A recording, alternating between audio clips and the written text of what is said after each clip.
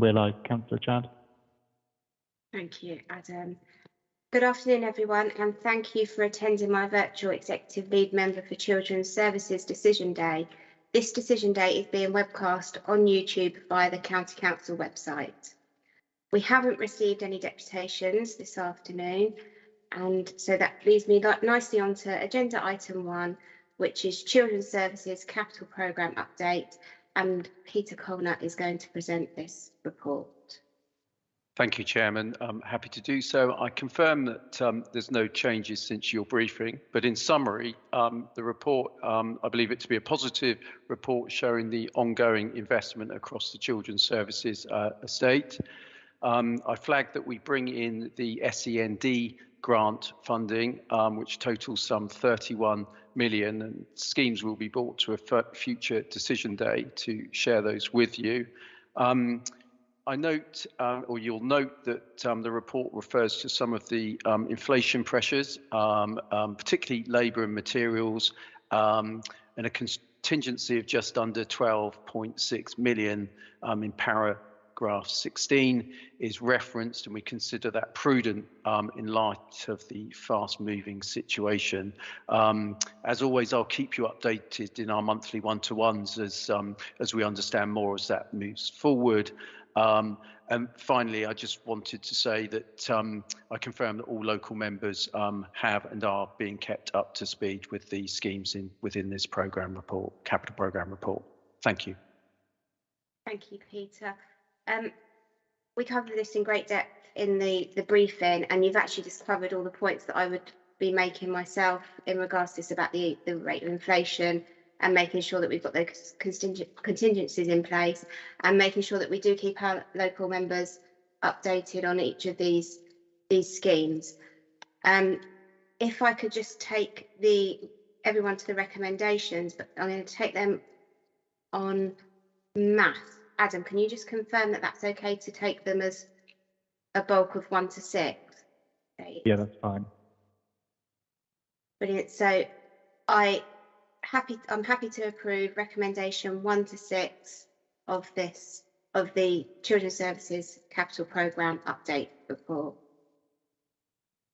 Thank you, Peter, for that. Thank you, Chair. Thorough report. It's a really great read, actually, and really good news. Thank you. So that brings me on to agenda item 2, which is the approval to spend requests for special educational needs SEN discretionary payments, and that is Laura is presenting this report to us today. Thank you. Yes, this is a request for spend against a new framework that we're setting up. The request is for 109 million over 12 years.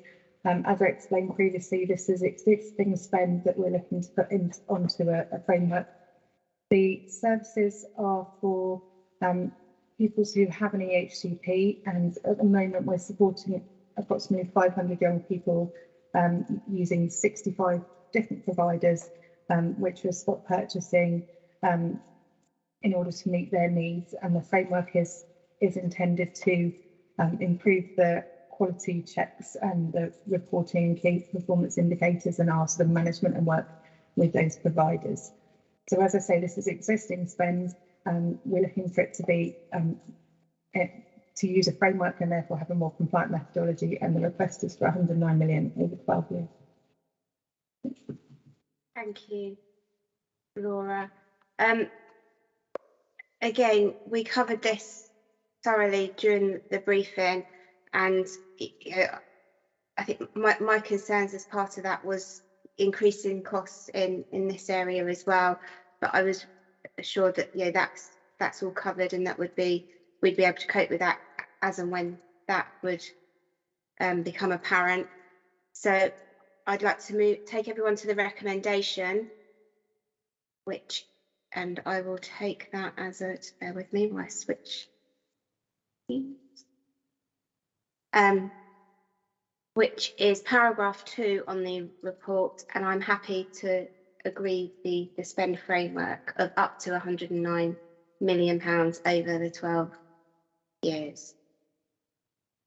Thank you. Thank you again, Laura, for everything you've done with that report. Okay, so agenda item 3. These are now non-key decisions, and this is the additional specialist provision for Hampshire. And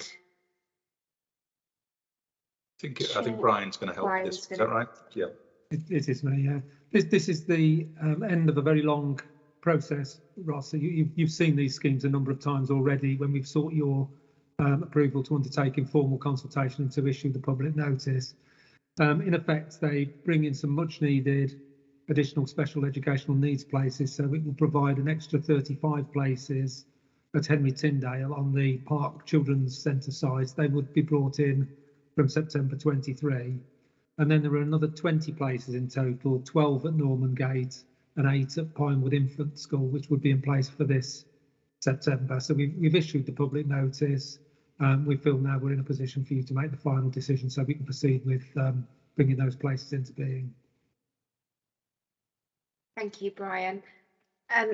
I think everyone on this call, and if there's anyone watching on the YouTube channel, would agree that these places are so needed by for our young people. And I'm so grateful to the team for being able to support and to find these places and this extra provision for our young people across Hampshire. So I am more than happy, and I feel very privileged that Hampshire are really striving forward with finding additional SEN places for our children to approve each of these recommendations, and I will take them all on in bulk. So that's recommendation 2 to 5, and I'm happy to approve each one of those. And with just the request, just could you keep me up to date with in particular the one that is delayed until September 2023, the Henry Tyndale one, just with the progress of those provisions going forward, please. We'll do better than that, Councillor Chad. We'll take you out to visit it nearer the opening time. That'd be fantastic. Thank you. That brings me on to the final item on the agenda today, and that is the Future of Haverden Church of England aided primary school Andover and the end of public notice report. We do have the local member for Haverden on in the meeting today, and I know she would like to say a few words. So can I please ask Councillor Kirsty North to take the floor and just say a few words?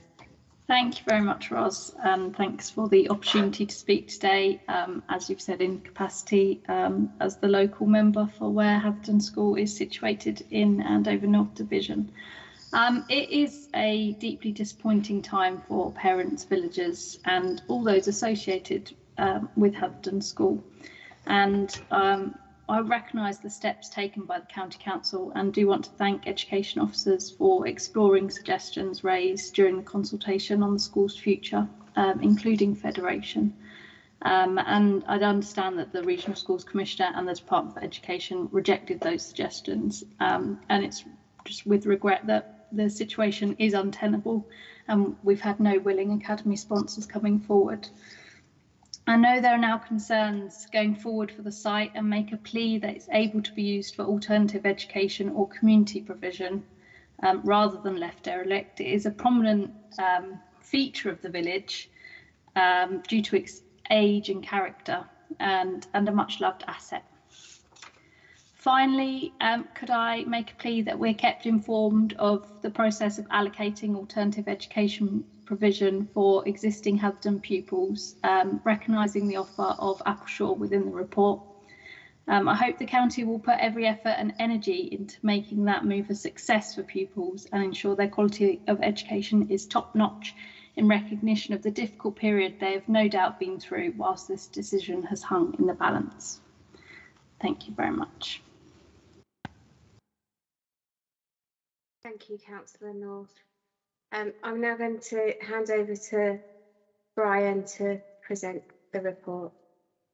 Yeah, thank you, Councillor Chad. Obviously, again, this follows a period of informal consultation where we listened really carefully to responses And then we paused a little bit before bringing you the next report to go to public notice because we wanted to bottom out properly all the suggestions that have been put forward through that consultation process. And at your last meeting, you agreed that we could issue the public notice, which we've done. We had 8 responses in reaction to the public notice. So eight responses came into the County Council. Those are praised accurately within the report, and officers' comments about each of those options are contained within the report. There were also 13 incredibly well constructed responses from young people at the school as well, which were beautifully written letters actually to yourself.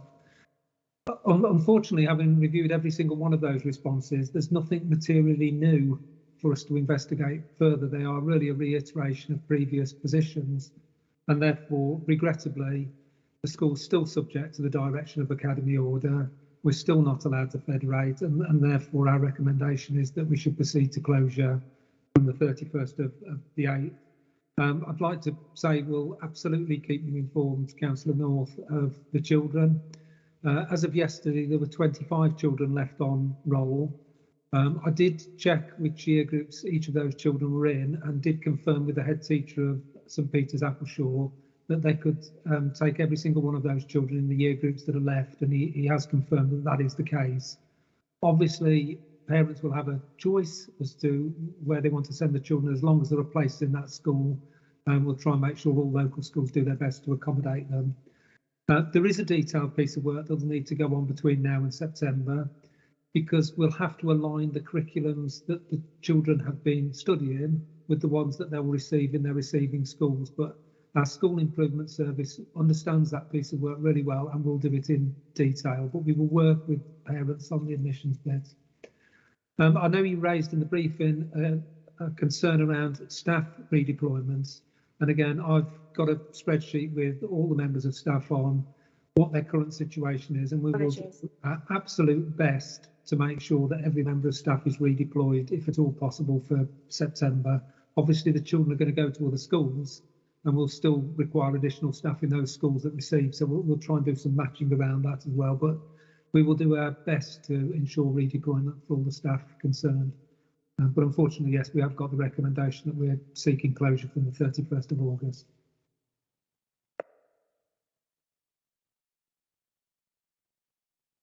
Thank you, Brian. This feels to me, and I've seen a really thorough and lengthy process that everyone has gone through, and the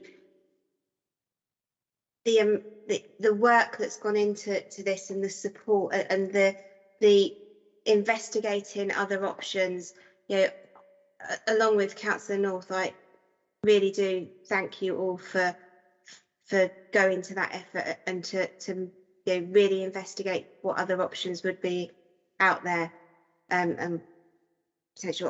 I've been really privileged to be able to go and visit the school and see the amazing staff that are there, to see the children, and the one thing that really hit me with that visit was how amazing the staff have been, and how amazing they are, but what I really took home from that visit was just how small that school really is for those children, and how educationally there's far the potential for them in a larger school could be really something else for those young people. With the staff have done an amazing job, and we all know that within a role within a school, it's not just teaching that you are doing. You are the subject leads for many subjects, and if there's only a handful of you are subject leads for many subjects as well. And they have just, I'm in awe of what those teachers and the rest of the staff have done for those children up until now. Given the size of the staff team, it really is difficult for me to kind of see how that can be self-sustainable going forward. And with the leadership responsibilities and the key criteria for Ofsted that the judgment that the school has, as with all inadequate schools, they come. The DfE has the policy of serving them with the academy order, and that has meant because of the size of the school that not many academy chains, no academy chains have been have wanted to take on this school. The option to federate has been, we've been unable to do that because of the academy order as well. The 8 responses to the public notice, I'd like to thank those 8 people, those people that did respond to the public notice. And I would really like to thank all the children that sent those wonderful written letters to me. I did sit and read every single one of those letters, and the passion that you all showed for your school was just amazing and really shone through in those letters.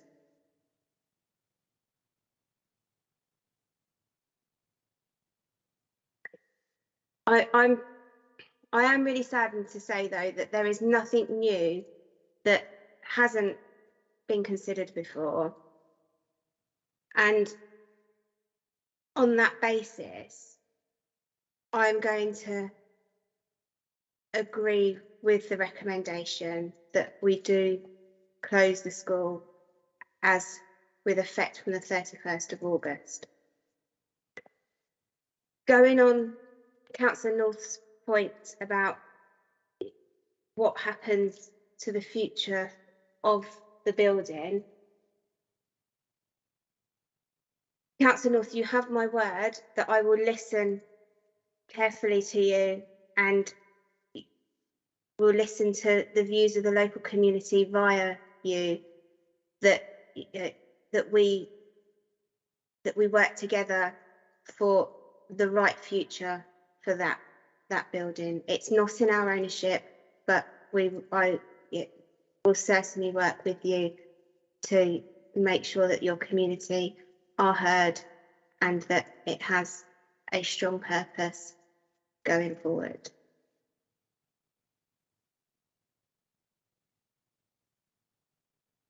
On that basis, I know I've already said that I will support the recommendation, but just to formally, I will take everyone to the recommendation, which is